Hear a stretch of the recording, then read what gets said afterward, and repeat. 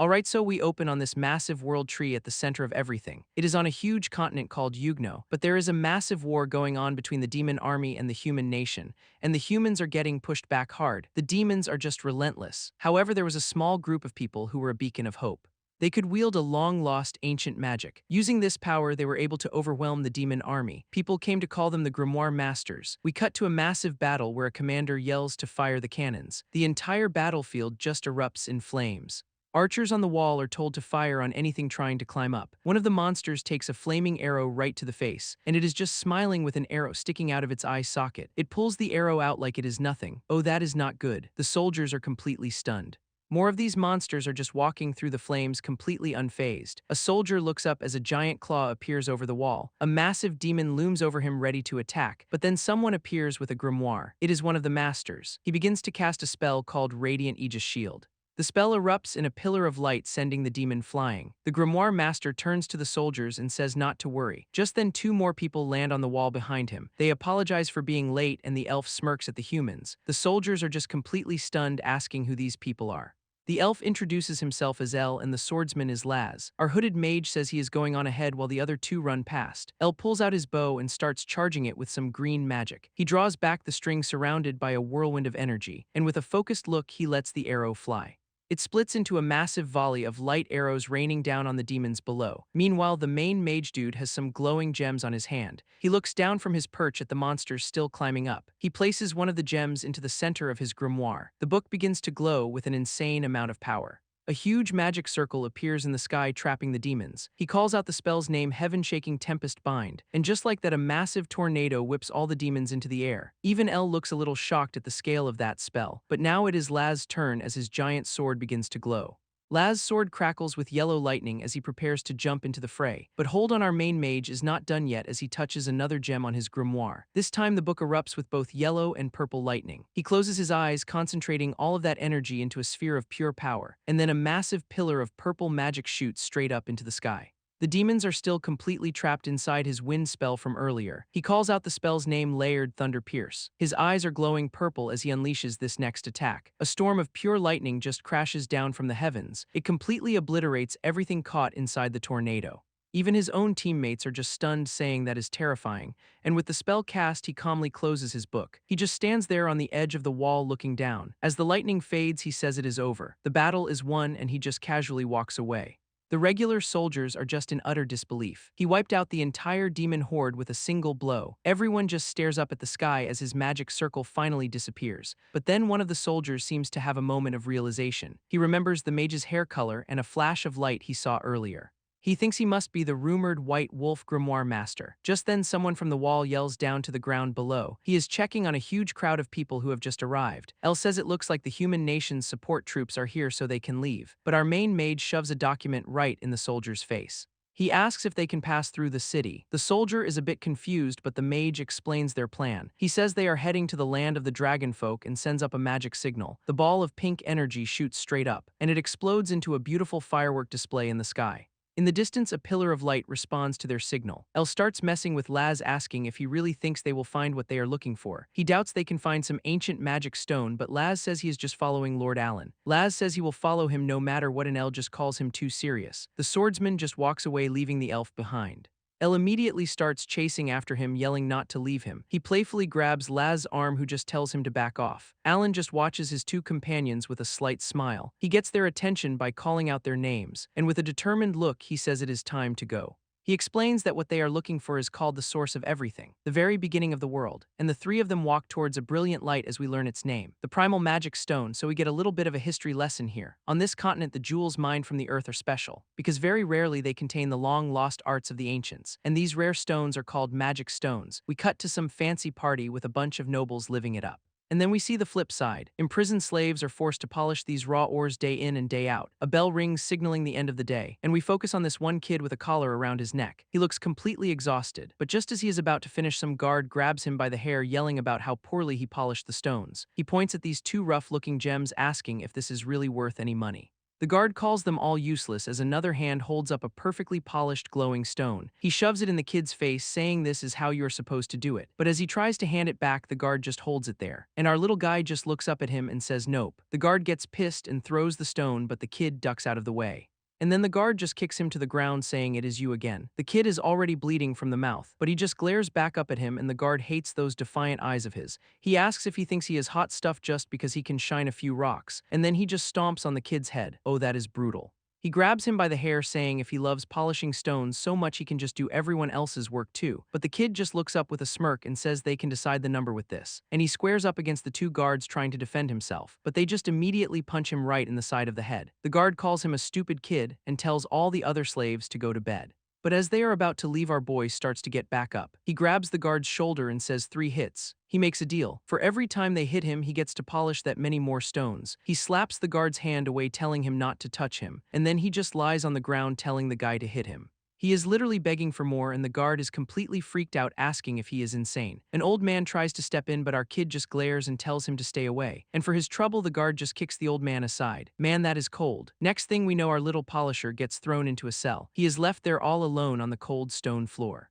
Morning comes and he realizes he got a little too into it last night. He just sits there thinking about all the different colored stones he has polished. He remembers this one pale blue stone he found. It was the first of its kind he had ever seen. It was just absolutely beautiful, like a little galaxy in his hand. All he wants is to see more stones. He wishes he could just polish them all day. But his quiet moment is interrupted by the guard yelling that it is time to work. A large hand reaches down to him, asking if he is ready to get up. And it is the old man he tried to protect earlier. The kid is a little confused, asking what is going on. He follows the old man up the stairs, thinking to himself. He says that since he got here, nobody has ever talked to him, so he asks the old man if he needs something. But their little moment is interrupted by another guard. The guard threatens to beat him senseless if he dozes off, but our boy just ignores him completely. He is focused on this new purple and red stone he has. He just smiles, wondering what it will look like when it is all polished up. Just then the old man comes over to him. He asks what he was thinking with that stunt yesterday. The kid just looks down at his work. He says it was nothing special. He just wanted to polish stones. He explains that back in the alleys he never saw anything this beautiful. He was just an orphan trying to survive day to day, a walking corpse. And yeah, being a slave here is its own kind of hell, but at least here he gets to keep polishing these strange, beautiful stones.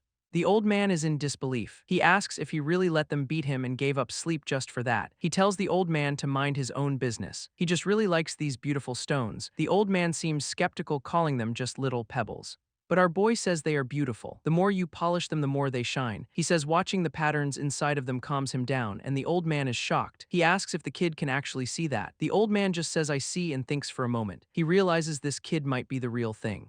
He holds up a stone with glowing runes and tells the kid he is looking at ancient magic. He explains that all these stones they polish are called magic stones. They contain powerful magic that can be used with a spellbook. He clarifies that the ones they work on are just a tiny batch of cheap stuff though. The kid's ears perk up at this. He asks if there are more stones out there. The old man says there are tons of them all over the world, way more than the scraps they have here. The kid just stares at the stone in his hand, thinking about all the different kinds. He looks up with tears in his eyes, asking if there are really way more out there. He immediately asks the old man to tell him everything about magic stones. He desperately wants to know where he has to go to find them. But suddenly he looks up in shock. The guard from before just grabs the old man and starts dragging him away. But a new voice cuts in, asking who said anything about going outside. And standing over our boy is this intimidating-looking lady holding a book. It looks like a spell book, the very thing the old man was just talking about. And our kid just stares at it, his eyes wide with wonder. And it is not a lady at all. It is this fancy-looking old man asking them where they think they are going. The old-timer just glares back at him with pure hatred in his eyes. Our little polisher is just watching this all go down, completely lost. The fancy man mocks him. He is surprised the kid even has the will to think about such things.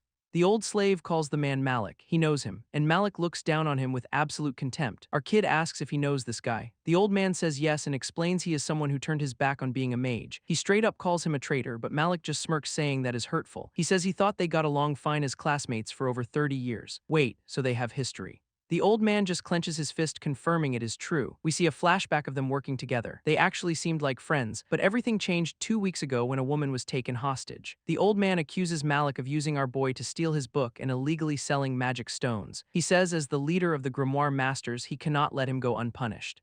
Malik just scoffs at that and calls him a hypocrite. He taunts him, saying his soft brain is what got his granddaughter taken hostage. Oh, that is cold. He keeps mocking him, calling him a genius who could control 10 types of ancient magic, the miracle conductor. But he says without that special book he is holding, the old man is nothing. The old timer warns him not to touch his book. Malik just keeps gloating. He reveals he tried to use the grimoire and jewels to gain immense power for himself. Malik admits that even with the book he could not unleash ancient magic on the same level as the old man. He then just stomps on the magic stones in front of them, calling it all worthless junk. Our little polisher is just staring, completely baffled by all this, but his eyes are locked on the sparkling book and the pretty stones. And the longer he looks at them, he feels something building up inside. He clutches his chest as this feeling just roars to life. It is like the magic items are calling out directly to him. Malik suddenly turns his attention to the kid. He asks if his strength does not come from tools, then it must be something else.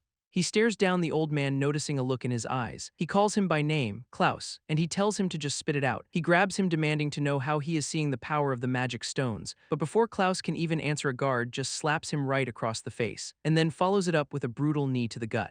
Another guard holds our boy back as he screams for the old man. Klaus is on his knees. He tells Malik that even if he told him the truth, he asks if a guy like him could even see it. He glares up, saying his eyes are clouded and rotten with greed. Oh, that is a burn. This absolutely infuriates Malik, who grabs him by the hair. He calls him weak, worthless trash and says he will use him as a test subject. He says he's going to claim that power for himself right up until the day Klaus dies. He wants his eyes. He wants his power. And he says he will make them his no matter what it takes. He turns and walks away, saying he will do whatever he has to.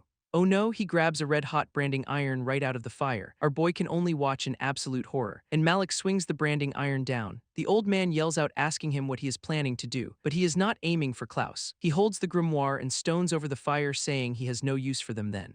He says this will make sure Klaus never even thinks about running again. The old man struggles against the guard, yelling for him to stop, but Malik just lets go of the book and a beautiful purple stone. They fall right into the roaring flames, but as they fall, our boy reaches out.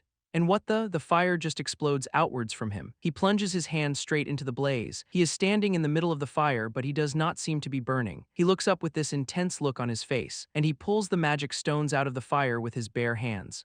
The old man is in total shock. He realizes it is the magic stones, and he is just standing there in the flames with a smile on his face. One of the guards tries to stop him, yelling to stay out of it. Malik grabs him by the collar, demanding to know what he thinks he is doing, but our boy looks up with glowing purple eyes and tells him not to get in his way. He shoves the man back with surprising strength. His eyes are locked on the grimoire still sitting in the fire. He grits his teeth with absolute determination. He reaches down into the flames for the book. He realizes he can do it. He can control this. And a massive pillar of fire just erupts around him. Klaus is just staring in absolute awe. He asks what the kid is. Our boy is just glowing with power, wondering what is happening to him. He feels his entire body getting hot, and everything he sees is just sparkling with light. He feels like he can do anything in this moment. Malik just stares in utter disbelief. He cannot believe a slave just awakened as a grimoire master. He starts screaming at one of his men to bring him something. He wants it right now. But our boy is just holding the book he pulled from the fire. Malik pulls out his own grimoire and a green stone. He says he just has to make sure Klaus never gets this book. He calls our boy a filthy slave and launches a water spell, a spell called Raging Flood, and a massive wave of water magic rushes forward. It is headed right for our kid, who is still surrounded by fire. The water crashes down on him, but Malik just yells out in shock because something is pushing the water back. Our boy looks at the flames around him. He realizes he can move it, he can control it. Malik is just staring, completely baffled by this. He just awakened and he is already controlling magic. What is this kid? Klaus is just staring at our boy kneeling in the fire holding his grimoire. He realizes the kid has those special eyes that can see the runes. And he has a natural talent for ancient magic. He thinks this kid might be a once-in-a-lifetime prodigy, but he knows no matter how gifted he is still just a beginner. And the difference in power between him and Malik is just way too big. The water spell is still raging all around him. Klaus is struggling against the guard, yelling out to the kid. Our boy looks back at him with a plan in his eyes. He knows he has to get this book back to the old man, so he just makes a break for it, sprinting right through the flames. But Malik is not having it. He summons a massive water vortex to block him. He is not about to let that book get back to Klaus. The water is about to crash down on our boy, so he just throws the book with all his might, and Klaus catches it. He has his grimoire back, but the water spell hits our kid full force, sending him flying. He yells out for the old man as he is washed away, dropping the magic stones, but Klaus snags them out of the air. He has everything he needs now, and a massive explosion of power just erupts from him. He gets slammed hard against the stone wall. He glares up from the water, his eyes fixed on Malik. And Klaus is just standing there surrounded by this insane golden aura. Malik just scoffs at him from across the room. He asks if Klaus really thinks he could lose to him, and then a guard brings out these other kids. And oh my god, these are the other children who were kidnapped. Klaus demands to know what he is planning. And our kid notices these weird black things on their shoulders. He asks if those are magic stones too. Malik just smirks and says yes they are. He says he created them himself just so he could defeat Klaus. He calls them a special jewel and then just rips it right out of the kid's back. The poor kid just collapses and the guard kicks him away, just leaving him on the ground like trash. Our boy can only watch in complete shock. The guard is literally just sitting on the other kids now. Klaus is livid. He cannot believe Malik would resort to human experimentation. He just stares down at the scene in disbelief. Our little polisher is just trying to process what he is seeing, but Malik shows no remorse. He says as a grimoire master he just wanted power, and these kids were worthless anyway, and that just sets something off inside our boy. His eyes are glowing again. He says they are serving his noble research, and that they should be honored to be his test subjects. Klaus is absolutely seething. He just screams Malik's name, but this dark, twisted energy just starts swirling around Malik, and then it just erupts into this massive wave of golden fire. Klaus holds up his hand ready to cast his own spell. Our boy is just watching this all go down, realizing this is what a real grimoire master can do. This is insane power. The old man is just pouring magic into his grimoire. Malik just grins, saying he has dreamed of the day he would crush Klaus. He says he's going to take our newly awakened kid too and use them both as lab rats, but our boy is just staring back like no way, not happening. He stumbles a bit, still surrounded by the flames, and then he looks down at the magic stone in his hand. He thinks if he can just do what he did before. He tries to remember that feeling of controlling the magic. He remembers the shining patterns he saw floating inside the stone. He is not about to spend his life as a lab rat in this place. He makes up his mind right then and there. He says he is going out there and the stone just starts glowing in his hand. He says he wants to see every stone in the world, and this insane dark energy just erupts from his body. He gets a flash of Klaus in his prime, and then he sees himself back when he was just a polisher. He looks around this horrible place, and then his eyes land on Malik. The old man is just staring back, completely stunned. But our boy just grins, saying he will burn every last bit of it. He holds out the stone ready to turn it all to ash, and this wild dark purple energy just explodes out from him. Klaus is in disbelief. He says the kid is using ancient magic without even a grimoire. He just stares with wide eyes as our boy whispers one word: burn. The polisher kid holds out the glowing red stone. He says he is going to burn it all to ash. One of Malik's mages realizes he is forcing the magic stone to go berserk. Even Klaus is shocked by this kid's reckless power, but Malik just scoffs at him. He screams that a lowly slave could never beat him, and he launches this massive wave of dark energy right at our kid. The two powers just slam into each other. Malik looks genuinely annoyed that his attack is being stopped. Our boy's fire is pushing back against all of Malik's dark tendrils. He is just standing his ground with pure grit, and the guards are just standing there watching like it is a show. Malik is furious. He yells at his men to stop the slave. The guards finally snap out of it and get ready to move. Our boy sees them coming. He knows if they surround him, things are going to get bad. He realizes he has to get the other slaves out of here fast. He sees the guards closing in on him, but he just yells out to the old man to watch his back. Klaus turns and sees the other kids huddled in the corner. And our boy just unleashes a massive wave of dark fire. It completely engulfs the guards charging at him. They are getting absolutely cooked by this kid's magic. Malik just watches this, looking extremely annoyed. The kid's own power is melting the shackles right off his feet. He and Malik just lock eyes across the battlefield. Klaus takes the opportunity and tells the other kids to get up and run. He stands guard as they start to make a break for it, but Malik sends another huge blast of dark magic right for them. He is not about to let anyone escape. Our boy intercepts it, holding back the attack with everything he has. He is not backing down an inch. His wildfire magic pushes against Malik's spell, and Malik is in total disbelief. He cannot believe he is being pushed back. His defensive magic circle starts to crack under the pressure. And then it just completely shatters. Malik gets hit by the blast of our boy's untamed power. Malik just watches in utter disbelief as his spell gets completely consumed, and he gets hit dead on by the explosion of fiery magic. Our boy just stands there surrounded by the lingering flames of his own power. Malik is on his knees looking up at him, completely defeated. He yells that our kid has ruined all of his plans. He just screams at him to die, calling him worthless trash, and he tries to gather one last bit of dark energy to attack. It forms into this massive, ominous sphere. Malik looks like he is putting everything he has left into this one final spell, but the sphere just starts cracking apart before it even launches. He cannot believe it. His own magic is just failing him. Our boy just looks at him with cold eyes, telling him not to get in his way, and then the kid's fire just erupts around Malik, choking him. He collapses to the ground completely powerless. Klaus is just standing there in shock thinking he knew the kid had potential, but this is insane. To think he could beat a grimoire master right after awakening is just unbelievable. Our boy then turns to Klaus and points at Malik asking him to deliver justice. Klaus looks down at his grimoire, a grim look on his face. He says of course and places the magic stones on the book, and this strange green energy just starts swirling around Malik's body. Klaus says they are going to drag Malik all the way to the top and make him pay. Our boy just clenches his fist around the stone. The power is fading. He is completely drained and starts to fall over. But Klaus catches him telling him to hang in there. He tells the kid they are getting out of here right now, and they just leave Malik's unconscious body behind as they head for the exit. They make their way up a long dark staircase towards the light, and for the first time in who knows how long he sees the sun. He just stares in awe realizing he is actually outside. He turns to the old man just so happy that they really made it out. He immediately asks Klaus to tell him where he can find all those magic stones, but before Klaus can answer someone in the distance points right at them, and a whole squad of guards comes running yelling that he is the slave who burned down the manor. And just like that we cut to a courtroom. Our boy is in chains standing trial. The judge slams his gavel down. He announces that the defendant is accused of setting fire to the estate of Lord Malik. The judge says since he is a slave they will skip the questioning and sentence him to death. The whole crowd is just screaming for them to get it over with and kill him. They are all just yelling at him, calling him a filthy slave. The judge orders him to be taken away, and our boy just stares back completely defeated. But just as they are about to drag him off, he tries to speak. And then a voice rings out from the back of the courtroom yelling, "I object." It is Klaus, and he walks in declaring that he is here for this man.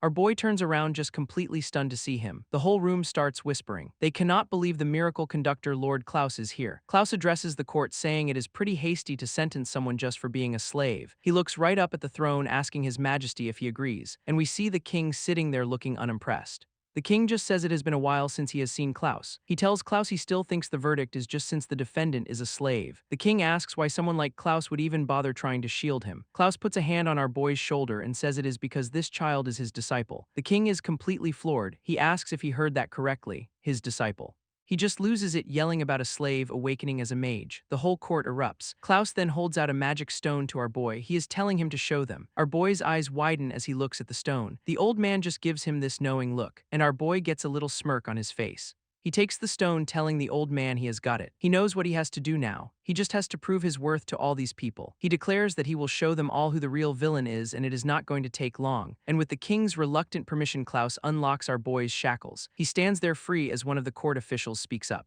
This old guy says if the kid really is a grimoire master then they should hear him out, but the king on his throne is still skeptical. He tells Klaus he has never heard of a slave awakening, and of course the nobles in the crowd start murmuring their agreement. One guy with a top hat scoffs at the very idea of a filthy slave having such power, and then suddenly a massive torrent of water magic erupts around our boy. The entire courtroom just goes dead silent, jaws on the floor. Even the king looks on with a bit of shock on his face. Our kid looks at the water swirling around his hand. He thinks so this is water magic, but that top hat noble is still yelling about how impossible this is. Our boy just looks up completely fed up telling them they sure never shut up. He lifts his hand and sends the water magic surging forward. A huge wave of water rushes right towards that one loudmouth noble. The guy starts sweating bullets as the water stops just inches from his face. Our boy says that he and Malik are the same, always looking down on everyone. He asks if being a noble means you are allowed to kill people and just walk away. He glares at him demanding that he answer the question. The noble is just frozen in terror, completely speechless. He finally stammers out that of course it does not mean that. The noble puffs out his chest saying that killing someone can never be forgiven. Our boy just looks at him with this cold smile. He says then there is someone else they should be talking about. He lets his water magic just dissipate, and then he clenches his fist telling the whole court what Malik did, how he tried to kill him and Klaus and experimented on children. He looks at all the nobles asking them why Malik is not the one on trial. The king on his throne finally speaks up calling out to Klaus, and Klaus just puts a hand on our boy's shoulder confirming that everything he said is the truth. He tells them that without this kid he would be dead, and if they want proof they should go search Malik's basement. Our boy adds that all the other children were kept down there. He says there should be plenty of evidence of Malik's human experiments, and then he looks up at the king's throne. He says if this country still wants to kill him just because he is a slave after all this, then he will fight back with everything he has and just leave this nation behind. You can see all the nobles in the crowd starting to get real nervous. Klaus just looks on with this slight smile on his face. He turns to the king and asks if he is really prepared to let a rare grimoire master just walk out of his country. The two of them just stand there together, a total power move, and the king finally caves. He says of course not and declares the hearing is over. He stands up and orders his knights to go investigate Lord Malik's estate immediately. Our boy and Klaus just watch as the court begins to empty out. Klaus then turns to him and asks if he understands what just happened. The king tells Klaus to not let his new disciple out of his sight, and Klaus just bows saying, "As you command." So they head outside and our boy is just so happy to finally be free. Klaus points out that he looks completely different now that he is not covered in filth. And you can see he is thinking about our kid's father. He looks just like him. Our boy asks him if he is really as powerful as everyone in the court was saying. Klaus gets all proper on him, telling him to call him master and that it is grimoire master.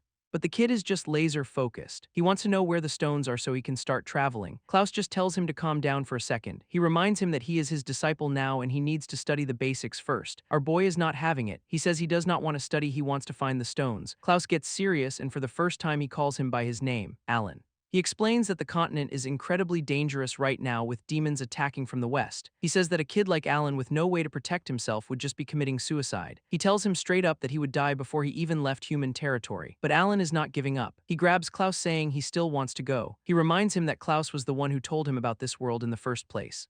The old man just lets out a deep sigh. Then he gives him a little bonk on the head with a ruler. He tells him that is exactly why he needs to learn. If he wants to find the stones, the first thing he needs is knowledge. He explains that Alan needs to learn about the stones, their natures, and their classifications. He says once he understands the magic they contain, his whole perspective will change. And studying at the magic tower will give him everything he is missing to go on his quest. He will have the backing of the entire tower to help him out, so he can finally live the life he actually wants. And you can see our boy is really thinking it over. He just looks down at his own hands. He is imagining all those magic stones and what they represent, the freedom to live his own life. He looks up at the old man and finally agrees. He says, "All right, master, I will go to the magic tower." But he gives him a little condition. He says if he decides it is a waste of time, he is just gonna leave and start his journey immediately. Klaus just gets this little smirk on his face. He says that is fine, and with that he officially welcomes him to the magic tower, and we get our first look at the place, this massive spire reaching into the sky. And so we cut to our boy's first day at the magic tower. Klaus is giving him the grand tour, explaining that this place is the kingdom's main defense against demon invasions. It is also a research institute for ancient magic, and those magic stones our boy is so interested in. He says the mages here either take on missions or just spend their days doing their own research. Our boy asks if the bustling central area is the Great Hall, but Klaus just points him towards a staircase, telling him to go up and finish his paperwork. And then he says that he as his master will not be going with him. He explains that he has some other business to take care of. He just gives him a stern look and tells him to do his best. So our boy starts climbing this ridiculously long spiral staircase all by himself. He finally makes it to the top. He sees a reception desk and figures this has to be the place. He walks in with a little bit of a confident smirk, but then a book just falls out of the sky and nearly hits him in the head. He looks up and is just completely stunned by what he sees. There are people just floating in the air reading these massive glowing books. He is just standing there looking up at these giant floating mages and their grimoires. He is just wondering what in the world everyone is doing. And then he bumps right into a young woman. She turns around and immediately recognizes him, calling him Alan and saying the tower master told her all about him. She tells him his registration is complete and hands him his new id, and on the tray is this really cool looking magic necklace. He picks it up asking if it is a magic stone. She says yes, and since he is an apprentice, his is made from a water element stone. She explains that the higher his rank gets, the more pay and authority he will have. Our boy is all in. He immediately asks if there is a mission he can take right now. She points him to this giant globe thing called a Gloria, which holds all the records. All he has to do is place his hand on it to access the system. So he touches it and boom, authentication complete. It confirms his rank as an apprentice and asks what he wants to do. The receptionist tells him he can also just talk to it and suggests he look at the available missions. He says he wants to take one and a list of missions just pops up. But she explains that as a rule, apprentices have to be paired with a higher-ranking mage. And it turns out the Tower Master has already assigned him his first mission. But Alan just points to a different one on the list, an Orvain survey. She starts getting nervous, saying that mission is way too dangerous for him and involves fighting demons. But before she can finish, the system just says mission accepted. Her face is priceless. She is freaking out, but Alan is just like, "Nah, I will be fine." He says if it is on the list, he should be allowed to take it just like anyone else. She finally calms down a bit and asks if he has met his assigned supervisor Lucas yet. She explains that Lucas is the one and only disciple of the Tower Master, and two other mages nearby start gushing about how amazing he is. They say he is a total prodigy who reached a high rank in just 4 years. Apparently, Klaus refused to take any disciples for decades but made an exception for Lucas. So they tell Alan that having Lucas as his senior is a huge honor. And now the whole room is looking over at them and whispering. Everyone is talking about the Tower Master's new disciple who used to be a slave. Alan just looks down at the mission paper with Lucas' name on it thinking senior huh. So he heads off to find this legendary partner of his. He arrives at a door thinking about this one-on-one assignment. He seems to think it is a bit of a pain as he opens the door. He figures he will just put up with it for 3 days until he can rank up on his own. But when he walks in, he finds some guy in a mask frantically cleaning a ridiculously messy room. This dude is just complaining to himself about how his clothes are a mess. He is even on his hands and knees picking up documents from the floor. He finally looks up from the ground, and he just asks Alan who he is. Alan looks a little awkward, but the guy immediately realizes who he is. He pulls down his mask and introduces himself as Lucas Valen, his senior disciple, and Alan is just completely floored. This is the guy. Lucas starts off by asking Alan if he has already been to the Great Hall and learned about missions. He tries to be a good senior, telling him not to be nervous about his first mission because he will be there to help. He even holds out the mission paper for him, telling him to just ask if he needs anything. But our boy just cuts him off, saying he is not nervous at all and that he has already picked a different mission. He just walks right past him, telling him to check that one instead. Lucas is just standing there like, what? He looks down at the paper and his eyes go wide. He asks if he means the mission for the Southern Forest Mine. He says that is definitely not a place for a first mission, but then he sees it has an official seal. It is legit. Alan is not even paying attention. He is already grabbing a book and just asks when they are leaving. Lucas is a little thrown off, but he tells him they can take a carriage in the morning and get there in a couple of hours. Alan just says okay, tomorrow morning it is, and walks off, leaving Lucas completely stunned. Our boy just keeps walking with this look of pure determination on his face. Back in his room, Lucas is looking at the papers and just has a total meltdown. He is thinking this is going to be a huge pain. Meanwhile, Alan is just calmly walking through the halls with his new books. He thinks to himself that Lucas seems like a good person, but he's here to travel and get stronger, not make friends. And we see Lucas is still on the floor picking up all the documents he dropped. He gets up and looks out towards the balcony where Alan went. He is still trying to process what just happened. And up there is Alan already kicking back with a book, thinking he does not need to get all chummy with him. He has got a whole stack of books ready to go. His goal is simple. He's going to read every single useful book he can get his hands on. He is just completely absorbed. This is his real mission right now. He looks down at the tower's documents, thinking he will do whatever it takes. He's going to absorb all this knowledge so he can start his real journey even a single day sooner. And our boy has been grinding all night long. He wakes up with a start, realizing he fell asleep right there. He stretches and looks down over the balcony, and he sees his senior Lucas already up and working in his study. Lucas is at his desk looking over some glowing stones. Alan's eyes are immediately drawn to a particularly shiny one, so he heads on down to see what is up. Lucas looks up and apologizes. He asks if he woke him, but Alan just says nope. Our boy immediately picks up one of the glowing jewels. He says he can see the figures inside it. He even tells Lucas that in the whole tower, only he and the tower master can see the ancient magic. Lucas is a little thrown off, asking if he is even listening, but Alan is just fascinated by the stone's gold border. Lucas confirms that the frame is different on that one, and he seems to have a little moment of realization. Alan points out that some of the stones have the same design. Lucas explains that is right. Attribute jewels and derived jewels have different borders. Our boy immediately asks what that means. So Lucas begins the lesson explaining that jewels holding ancient magic are called magic stones. He says when the stones are processed, they become jewels that can be used by grimoire masters, and depending on the magic inside, they are split into 2 types, attribute jewels and derived jewels. He explains that attribute jewels control the basic elements like fire and water, while the derived jewels cause all sorts of other crazy phenomena. We see some examples like seeing through stuff or having super hearing. Lucas just sums it up as being able to do all sorts of things. Our boy is just staring at the 2 jewels in his hands, completely engrossed. He opens up this massive grimoire and points out the different patterns on each side, and Lucas confirms it. The left side is for attribute jewels and the right is for derived. Alan realizes these circuits are what draw out the ancient magic from the stones. He says that mages can only use this ancient magic because they have these grimoires. Lucas places his hand over Alan's right on the book. He says a grimoire is basically a mage's life, the same thing the tower master told him, and a memory flashes through Alan's mind. He remembers Klaus telling him not to dare touch his book. Lucas explains that a grimoire that truly matches its owner is on a whole other level. It lets you draw out way more power and control your spells with ease. And then it all clicks for Lucas. He looks at Alan and understands. He says Alan wanted his own grimoire so badly he took on this mission. And look at that. The reward is the right to join the grimoire selection. Alan just confirms it. He is already thinking about getting his own grimoire. He says it would be the best travel partner he could ever ask for. And just like that, the next morning they are off. They arrive at their destination, the Southern Forest. Lucas is already complaining about how muddy the ground is from the rain. Alan just asks if this is the village they are supposed to find, but as they walk in they realize the place is completely empty. Yeah, something is definitely not right here. This is a little too quiet. Our boy is not bothered at all though. He just asks if the mine is nearby. Lucas tells him the entrance is just past the village. Alan looks around and says that means one thing, and then suddenly something just dashes past them. Oh boy, it is a massive demon wolf with a whole bunch of glowing red eyes. Lucas immediately gets into a fighting stance asking Alan if he has the issued grimoire. Alan just calmly says yeah, he is not even sweating.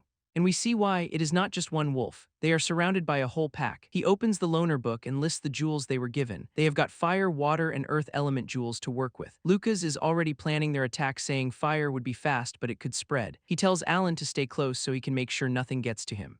But Alan is already placing the earth jewel into the grimoire. He just tells Lucas he appreciates the concern but he can handle himself. And he looks up with this super confident, almost wicked little smile. He presses the earth jewel into the grimoire and just says he can take care of himself. A massive magic circle erupts from the ground beneath him. He slams his hand down as Lucas just watches in the background completely stunned. Alan thinks to himself that the jewel's power is a little wild but he can manage, and he unleashes a pillar of earth that sends the wolves flying. It forms into a massive spike and skewers one of them right through the chest. We see its core stone just completely shatter, and the wolf's body just dissolves into dust, leaving Lucas speechless. Alan turns back and explains that he read how to beat them in a book yesterday, and Lucas just smiles. He gets it now. This is why the Tower Master chose him. He even apologizes for underestimating him. Alan tells him to show him what he can do and gets back to the fight. So Lucas joins in with a wind spell of his own, slicing right through another wolf. And just like that, another one goes down. Looks like they make a pretty good team after all. But then they both hear something in the distance as it starts to rain. Oh no, it is a scream. A guard is getting attacked further in the village. They immediately start sprinting towards the sound, but Alan knows they are still too far away to help. But Lucas yanks him back by the collar. He tells Alan not to lose the book. And Lucas unleashes a wind spell of his own. A massive gust of wind shoots forward. He is basically carrying Alan with him at super speed. They arrive just in time to see the guard about to be mauled. They fly right over the head of a massive wolf. Alan immediately gets to work opening his grimoire, and he summons earth pillars to protect the guard. Lucas lands and asks the guard if he is all right. The guard thanks them and Lucas tells him to get to a safe place, but then they look up and see the real problem. Yep, it is the alpha wolf, and it looks pissed. But Alan is not looking at the wolf. He is looking at its core stone. He sees a flicker of gold inside the red gem. He asks Lucas if it is possible to defeat a demon without breaking its core. He explains that he can see a glow inside it, just like a magic stone. Lucas is completely lost. He says he cannot see a thing. Alan realizes he is the only one who can see it. He figures if he wants to know for sure, he just says he has to get his hands on it. Lucas is like, wait, you are actually trying to take that core stone. Alan says to cut it free he needs to stop its movements first. Lucas is still in disbelief, asking if he really sees a gold light in there. And Alan confirms it, not as much as a magic stone, but it is definitely there. So Lucas finally gets it. The kid can see something he cannot. He sighs and just says, all right, fine. And look at Alan just sparkling with excitement. So they hash out the plan. Alan will bind the wolf and Lucas will use a wind jewel to slice the core out. Lucas thinks to himself that is actually a pretty clever idea. He immediately gets to work casting a wind bind spell. The spell wraps around the giant wolf, holding it in place. Meanwhile, Alan is on a cliff preparing his own spell. He puts his hands on the ground, focusing on the earth around the demon. The wolf is completely trapped in the wind vortex. Alan concentrates on grinding the earth down into super fine sand. The wolf's feet begin to sink as the ground turns to quicksand. It struggles, but it is completely stuck in the sand pit. Now for phase 2. Alan presses the water jewel into the grimoire. A massive torrent of water suddenly erupts from the ground. Alan yanks his arm back as if pulling the water up with him, and the wolf is blasted upwards by a geyser of mud and water. With the wolf suspended in the air, Alan yells out the signal, and Lucas, who is already airborne, unleashes a barrage of wind blades.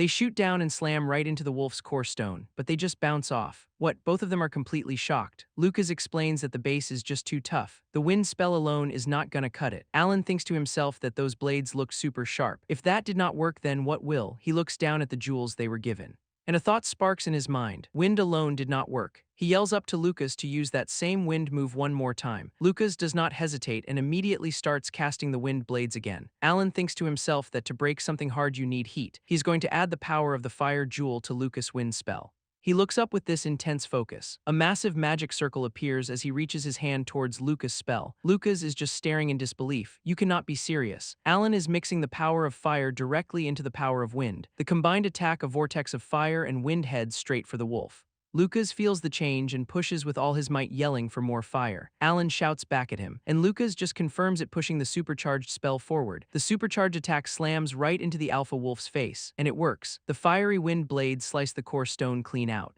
The wolf's body completely disintegrates into a cloud of dust. Lucas lands on a nearby roof. He is so hyped, yelling that they cut it loose. But then he turns and sees Alan just plummeting from the sky. Our boy is not even trying to save himself. He is just reaching for the stone. He is completely focused on grabbing that core, and he catches it. He looks up with a massive smile, shouting that they did it. Lucas lands behind him, just completely floored that he actually got it. He floats down using his wind magic, saying Alan is something else, while our boy just stares at the demon core. Lucas is thinking to himself that in terms of pure ability, this kid is already a mid-tier grimoire master. And not only that, but he just synchronized his own magic with someone else's spell. He thinks that pulling off such a wild idea so easily is a sign of true natural talent. He just looks at Alan with this little smile. Yep, he has definitely ended up with one outrageous junior. Alan is already on his feet, shoving the stone in his face, telling him to look at the gold light inside. He says it is not as much as a magic stone, but it is definitely there. Lucas just asks where. He leans in for a closer look, trying to see what Alan is talking about, but nope, he cannot see a thing. He just says they will ask the master when they get back. Alan is still staring at it, thinking this must be ancient magic and that maybe they can make a weapon out of it. Just then some guards call out to them from the village entrance, asking if they are safe. Lucas turns to them and asks if anyone in the village was hurt, but Alan is not paying attention. He has this really weird look on his face. He thinks to himself that just now, it felt like he heard something calling to him from somewhere. A voice whispers his name. And we see a stone tucked inside his robe suddenly starts to glow. Lucas shakes him out of it, putting a hand on his shoulder and calling his name. Lucas says before they check the ore vein, he wants to inspect the jewels in the book. So they head back into the village to get their bearings. Alan still seems a bit distracted though. That voice is definitely on his mind.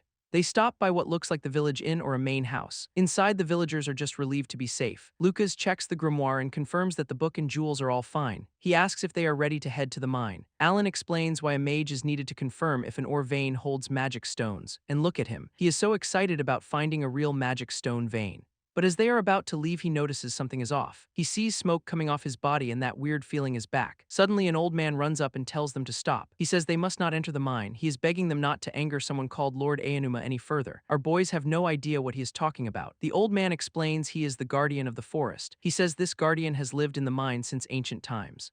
Okay, so there is some kind of local legend they are walking into. A younger man tries to pull the old man away, but he just starts shouting that it is the young people's fault for stopping the worship. He is convinced that is why the demons attacked them in the first place. Lucas is not hearing it though. He just says they have a job to do and turns to leave. As they walk away, he tells Alan that this Lord Aonuma is probably a phantom beast. They arrive at the mine entrance. Alan asks what a phantom beast even is. Lucas explains that they are a whole other category of creature, neither animal nor demon. He explains that their bodies are not like normal animals or demons, and get this, their entire bodies are supposedly made of magic stone, which of course gets our boy Alan very interested. Lucas continues saying they live for over 1,000 years and can freely command ancient magic. And because they are so rare, people often end up worshipping them as gods. He tells Alan not to get his hopes up though. After all, he says with a wink, they are talking about gods here. He then adds that sometimes these phantom beasts will grant a special gift, a one-of-a-kind power given to a grimoire master they find worthy. But he waves it off, saying it is all just stuff from old fairy tales. Alan, though, he seems to find the idea of a gift-giving god pretty interesting. He is already wondering what a body made entirely of magic stone would look like. He thinks if they have lived that long, they might know the true origin of magic stones. He wonders if that voice he heard earlier was one, just as Lucas announces they have arrived. And Alan looks into the cavern, completely stunned. His eyes just widen as he takes in the sight before him. It is a massive magic stone vein, filling the entire cave with a brilliant blue light. The whole place is glowing as they walk deeper inside. He reaches out his hand to touch one of the giant crystals.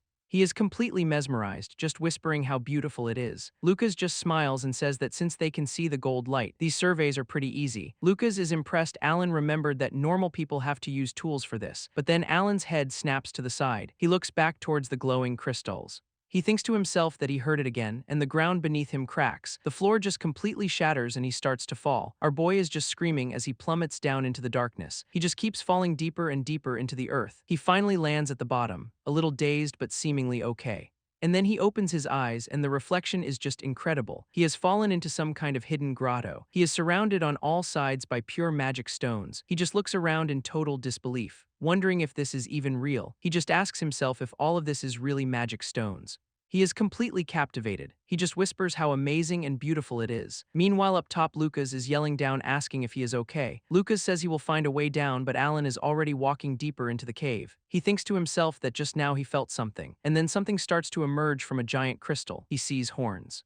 It is a massive creature breaking free from the stone. He just stares, wondering what it is, if it is even alive. And then we see it. It is a giant crystal whale. A voice says it smells something nostalgic. The creature swims around him, telling him there is no need to be on guard. Alan is confused. He realizes the voice is speaking directly inside his head. He looks closer and sees its entire body is made of magic stone, and he asks if it is a phantom beast. The creature says yes, that is one of its names. Alan cannot believe it. He asks if this was the voice that was calling to him. The whale says it was drawn to a nostalgic scent and that Alan has special eyes. It says his eyes see the same world as it does, and that people like him are rare now. Alan is just trying to process this. He asks what it means by the same world. He wonders if it is talking about the golden light he can see. The same golden light and ancient runes that he sees in all magic, and the giant whale just hums to itself, confirming that is exactly what it means. The whale basically tells him that what he is sensing is ancient magic, and that our boy has no idea what he is even capable of. Explains that their eyes can see the true flow of mana, the ancient world sealed inside the ore, and Alan just asks why he is the only one who can see it. The crystal whale admits it does not know why he has those eyes, but it mentions that a friend of its a long time ago had a theory. That friend said these eyes were a treasure, a gift granted only to those who are loved by the world itself. Alan just looks down at his hands, completely stunned. Loved by the world. He has never heard anything like that. He reaches out towards the glowing crystal body of the whale, and he gently touches it, noting how cool and smooth it feels. He says it is like touching ice, but he can feel this cold, heavy water flowing just beneath the surface. He just rests his head against it, completely mesmerized, and tells the phantom beast that it is incredibly beautiful, and the whale seems genuinely touched by this. It thanks him, saying that is the first time anyone has ever said that to it. It says next time it meets the 7-star kings it can brag about meeting someone like him, and Alan is like, hold on, 7 who now? The whale explains they are the rulers of all ancient beings, 7 noble kings named for the 7 stars. They are the pillars of the world, the oldest and most powerful beings in existence, and Alan is just floored. There are 7 beings even stronger than this thing, but the whale seems to be getting tired. It says it has talked too much after being silent for so long. It tells Alan it needs to go back to sleep, but our boy quickly asks where he can find these 7-star kings. He asks what ancient magic even is, but the whale just cryptically tells him that he will be fine. It calls him a chosen mage, a beloved one. It says it can feel the love of the world pouring from him, and that if he continues to walk forward with those special eyes, the 7-star kings will eventually cross his path and lead him to the source of all magic. It tells him he will have to hear the rest of the details from the kings themselves, leaving Alan just completely speechless. The whale tells Alan to hold out his hand, saying it will give him a small blessing for his journey. A seriously complex spell begins to form right in front of him, and Alan just watches completely mesmerized. The whale explains it is giving him one of its scales, one that is infused with hundreds of years of its own mana, and this beautiful blue crystal materializes right in his hands. The whale calls him the child loved by the world one last time. It tells him he will find his way, and then it begins to disappear back into the crystals. Alan just stares after it, his mind still on the primal magic stone it mentioned. He tries to stop it, yelling that he still has questions, but it is too late. The light from its departure is blinding, and Alan is left alone wondering what that primal magic stone even is, and just like that, the grotto is gone. He is back in the dark chasm, and he hears a voice call his name. It is Lucas. He finally made it down, and he looks so relieved to have found him, but Alan is looking around frantically, asking where that amazing cave went.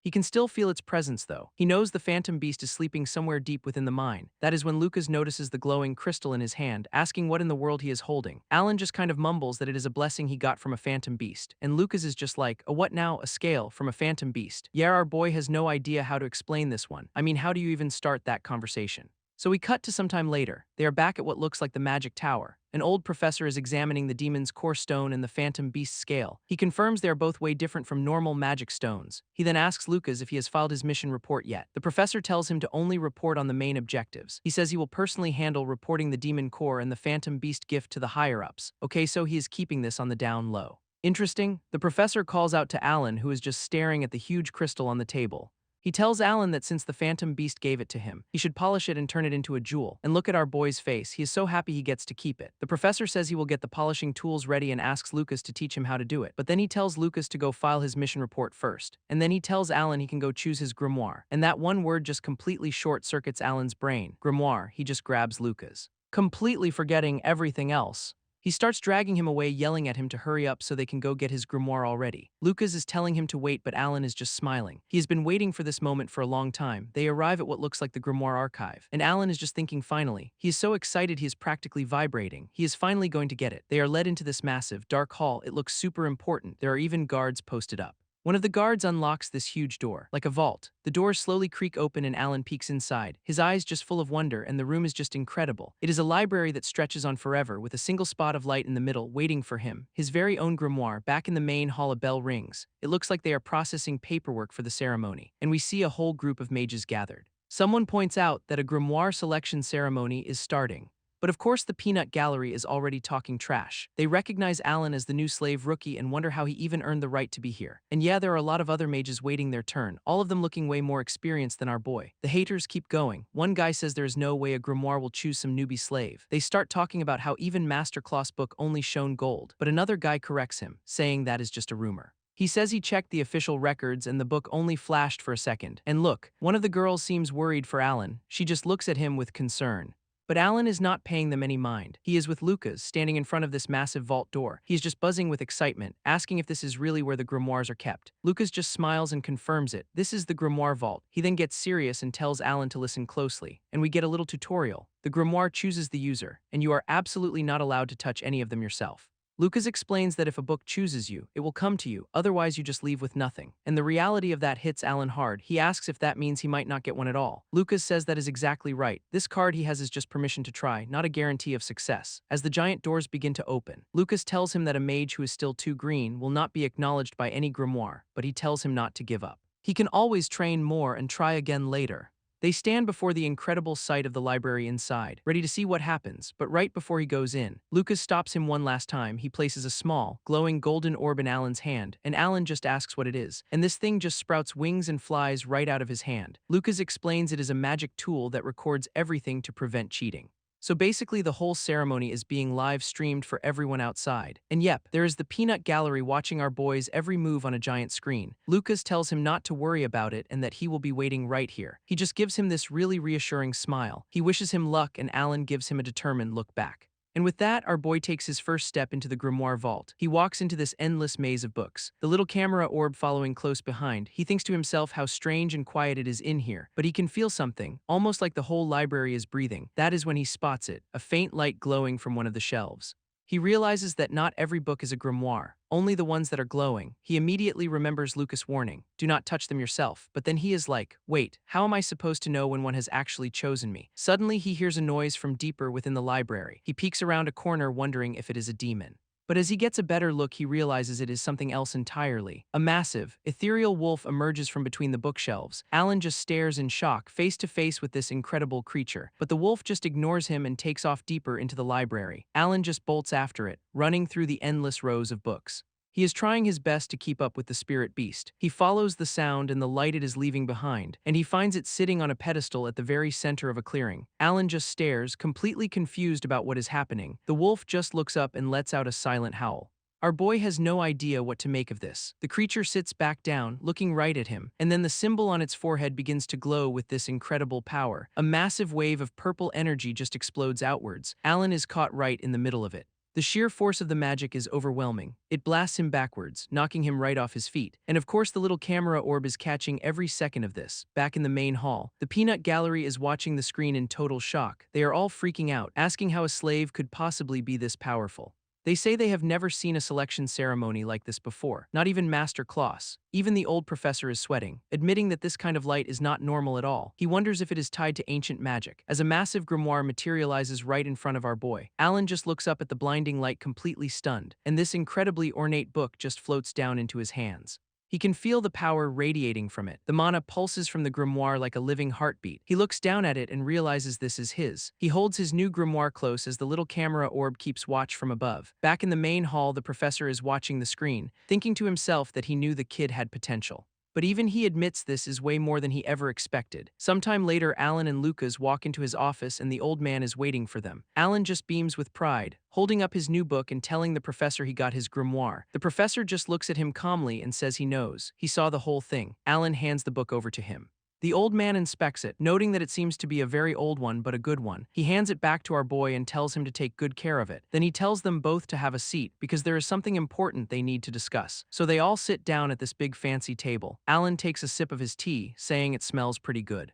The professor gets right to the point. He says he has been thinking about the blessing Alan received from the Phantom Beast. He asks Alan to show him the scale again, and then he asks a very important question. What exactly did the Phantom Beast say to him? Alan thinks back for a moment. He explains that it called him a child loved by the world, and that his eyes see a golden light. He says the beast told him he sees the world the same way phantom beasts do, and then he drops the big one. It said the 7 Star Kings would lead him to the source of magic. The professor takes this all in. He says he thought it might be too soon to tell a new mage about this stuff, but he decides Alan should know. The 7 Star Kings are 7 incredibly powerful phantom beasts spoken of across the continent, and we get this cool visual of the continent showing the Demonlands, the human kingdom, and a few other territories. The professor explains that each of these domains is ruled by one of these super powerful phantom beasts. Alan immediately catches on though. He points out that he only sees 5 domains. Lucas chimes in saying the whereabouts of the other 2 are a complete mystery. He even says that he and the master have been searching for them for years with no luck. Alan's mind goes right back to what the beast told him. He asks what exactly this source of magic is. The professor gets this really intense look on his face. He says it is most likely what ancient legends call the primal magic stone. He explains that nobody really knows what it is, but some say it holds the very first magic ever born into the world. If they could find it, they could finally understand the truth behind ancient magic. He looks at Alan, putting all the pieces together. He confirms that the Phantom Beast said the 7 Kings would guide him, and Alan nods. The professor tells him that maybe it is his destiny to seek out the 7 Star Kings, and by meeting them, he will be able to obtain the primal magic stone. Alan looks at the crystal he got, thinking about how much light it has, and it is not even from a king. He imagines just how incredible the stones from the actual kings must be, and his eyes just light up. He stands up, looking at his master. He says he has decided. He declares that he will become a proper mage and travel the continent to find the 7 Star Kings, and he will use his special eyes to see every single magic stone in the world. The professor just smiles at this, telling him if that is his goal, he's going to need to prepare himself. The professor then drops some classified information on him, explaining the demon attacks raging across the continent. And it seems these demons might be specifically targeting the remaining phantom beasts. He even has a report from the Stonewarden lands about a phantom beast being hunted and killed, so he warns Alan if he's going to chase after the 7 Star Kings, he's going to be fighting a lot of demons. Alan just looks down at the stone, knowing he has to become a mage stronger than anyone else. The professor tells him the first step is to take his new grimoire to the workshop district to get it tuned up. So Alan heads down there, remembering his master's instructions. He finds this whole area filled with craftsmen and smiths hard at work. It is this massive multi-level workshop right inside the tower. He's just looking around at how busy it is when someone approaches him. A blonde guy with pointy ears asks if he is here to get his book checked out. Alan confirms it, holding out his new grimoire, and the guy asks to see it. He takes the book and tells Alan it will be quick, telling him to wait inside. Our boy is a little surprised, asking how he can tell what it needs just by looking. The guy just says he knows his stuff, and tells Alan he got himself a fine grimoire. He tells him to take good care of it, and Alan is just looking at him like, who is this guy? That is when he gets a closer look at his ears. And yeah, they are definitely not human. The guy explains that he is one of the forest folk and they have special skills for handling magic tools. He points out that it is the Stonewardens who actually run these workshops. As we see a dwarf-like man smithing away. As he is waiting, he notices all these raw magic stones just sitting out. He realizes they are using the shards that are not good enough for jewels. The Stonewarden tells him they use them to power magic tools and warns him not to touch, which Alan is totally fine with. But seeing all this reminds him of his goal. So he goes back to the elf guy and asks if there is a phantom beast in the forest folk lands, and the guy confirms it. The elf asks him why a newbie like him is so curious. Alan just straight up says he wants to meet it and asks what it is like, but the craftsman gets a little cheeky, saying he does not know the details. The real experts are the guardians. Alan asks what guardians are, and the elf explains they are the ones whose job it is to protect the phantom beast. He says they know the beast better than anyone else. Then he gets a little weird. He says Alan smells pretty good for a human and offers to tell him something useful.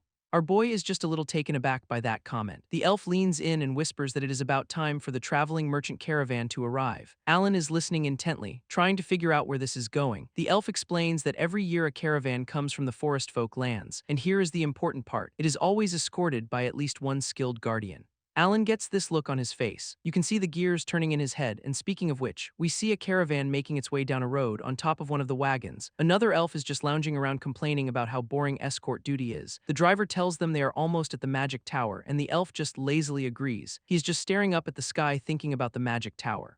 Then we get this flashback of Master Klaus facing off against a bunch of shadowy figures in the woods. Klaus looks pretty serious, like he is in a real fight, and then this other elf appears in front of the moon looking all majestic. Back in the present, our boy on the wagon remembers the elf telling Klaus he still will not talk to the guardians, so he just flops back down on the wagon complaining about how he wants to find someone interesting to fight. Meanwhile, back in the workshop, the elf craftsman hands Alan his grimoire back all tuned up, and Alan just holds it up admiring how cool it looks now.